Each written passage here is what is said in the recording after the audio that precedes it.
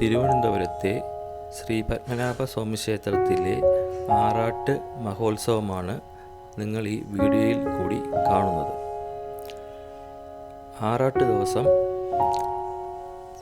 ഭഗവാൻ എഴുന്നള്ളി ശംഖുമുഖം കടൽപ്പുറത്ത് പോയി കടലിൽ ആറാടി തിരിച്ച് ക്ഷേത്രത്തിൽ വരുന്നതാണ് ആചാരം.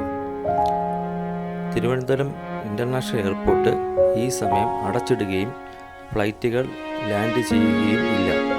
ഇത് പഴയ കാലത്ത് മഹാരാജാവ് എയർപോർട്ടിന് വേണ്ടി സ്ഥലം കൊടുത്തപ്പോൾ ഈ എഗ്രിമെൻ്റ് വെച്ചിട്ടുണ്ട്.